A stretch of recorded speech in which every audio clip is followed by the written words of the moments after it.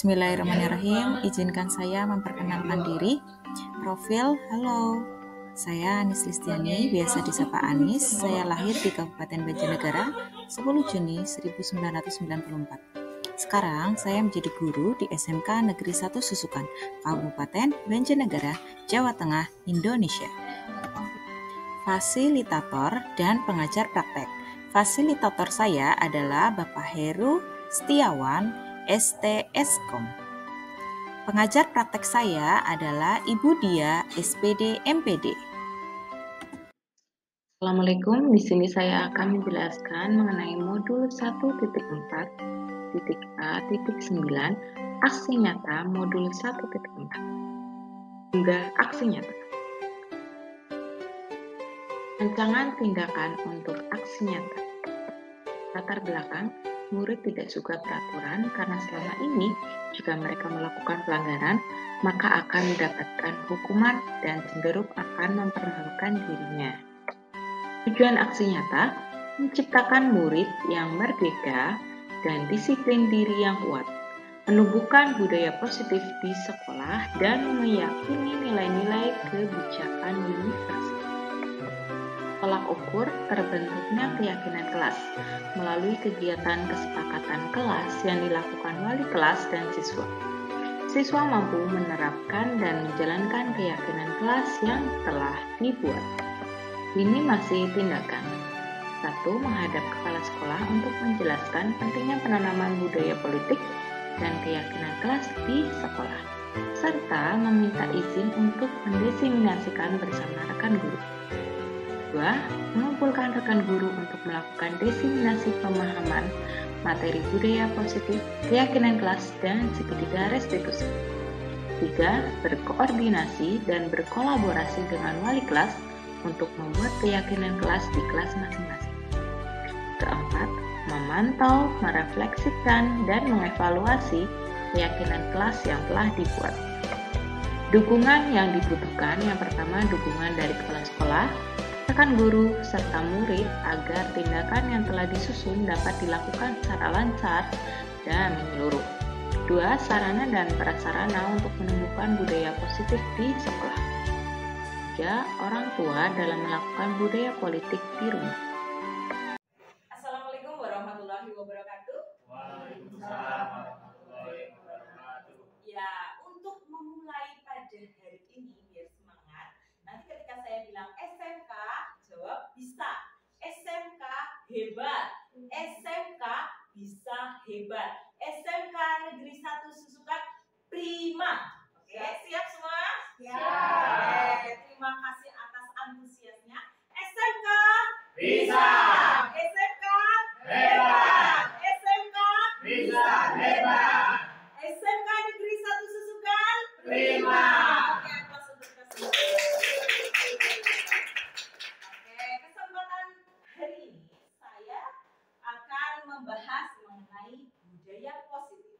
Oke, budaya positif sendiri yang Bapak Ibu ketahui itu apa? Dari segi budaya. Apa itu?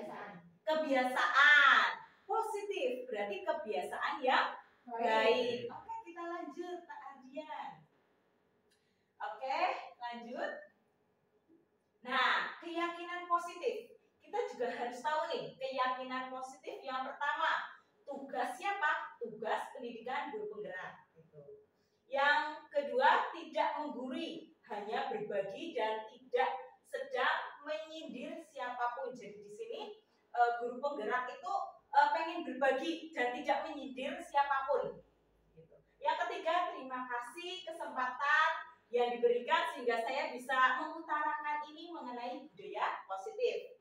Yang keempat, mohon maaf jika masih banyak kekurangan karena manusia itu tempatnya kekurangan dan dosa. Karena kesempurnaan hanya milik Allah. Oke, yang kelima, semoga bermanfaat, sehat, dan bahagia. Salam dan bahagia. Lanjut. Nah, di sini di modul 1.1 itu mengenai budaya positif, itu ada banyak materinya. Yang pertama itu disiplin positif dan nilai-nilai kebajikan universal. Yang kedua, teori motivasi, hukuman, dan penghargaan restitusi. Yang ketiga, keyakinan kelas. Yang keempat, kebutuhan dasar manusia dan dunia berkualitas. Yang kelima, restitusi. 5, posisi kontrol. Yang keenam, restitusi. Segitiga restitusi. Selanjutnya. Nah, di sini disiplin positif. Bapak pendidikan kita, Ki Hajar Dewantara itu punya slogan. Inna sosung tulodo, ingma yo mahun kaso. Ya, tepuk tangan untuk kita semua. Selanjutnya saja, Pak. Oke, di sini teori motivasi, hukuman, penghargaan, restitusi. Oke, 3 motivasi perilaku manusia. Yang pertama itu untuk menghindari ketidaknyamanan atau hukuman. Yang kedua, mendapatkan imbalan atau penghargaan dari orang lain. Yang ketiga, menjadi orang yang mereka inginkan dan menghargai diri sendiri dengan nilai yang mereka percayai. Lanjut. Nah, di sini keyakinan kelas. Jadi Bapak Ibu, sebelum kita masuk ke pembelajaran untuk KBM, itu sebenarnya perlu adanya keyakinan kelas. Keyakinan kelas itu apa sih? Ada yang sudah tahu keyakinan kelas? Perjanjian kelas. Supaya apa adanya keyakinan kelas? Kira-kira ada yang tahu? Supaya apabila jikalau ada problem, ada kasus yang terjadi, kita ada dasarannya. Masih ingat nggak, Mas? Kamu melakukan ini melanggar keyakinan kelas yang mana? Tuh, jadi kita ada dasarannya. Di sini saya juga punya 2 contoh, kasus pertama dan kasus kedua.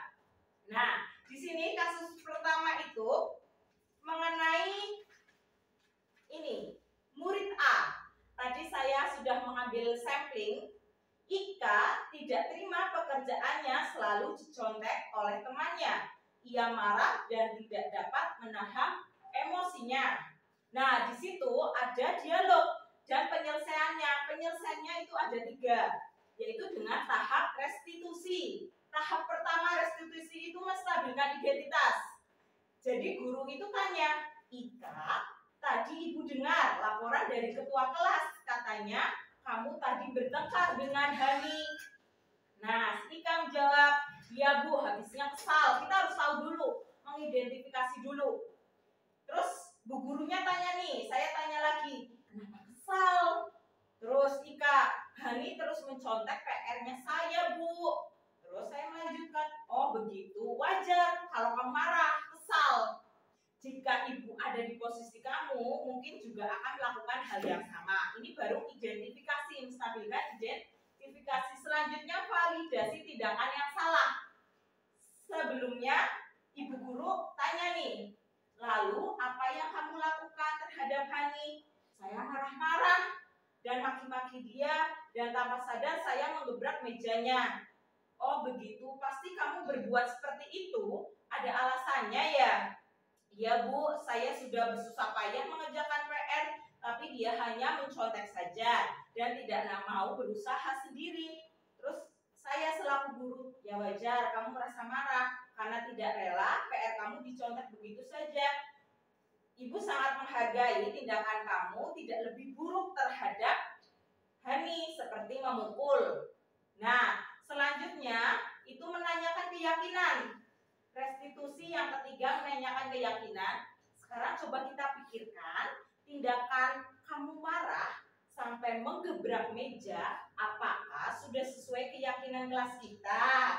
Terus Ika menjawab, tidak Bu, karena apa? Karena kita di awal itu sudah menerapkan keyakinan kelas atau kontrak pembelajaran di awal, itu yang tadi disampaikan oleh Bu April. Itu kita harus ada, karena ketika ada kasus-kasus apa, kita bisa menyelesaikannya.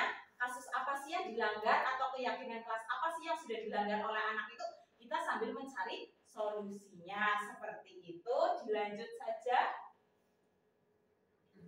Nah, di sini ada materi terakhir di modul, yaitu kebutuhan dasar manusia dan dunia berkualitas. Yang Yang pertama itu semua yang kita lakukan adalah usaha terbaik kita untuk mendapat apa yang kita inginkan. Yang kedua, kebutuhan untuk bertahan hidup. Yang ketiga, kasih sayang dan rasa terima. Yang keempat, kebebasan.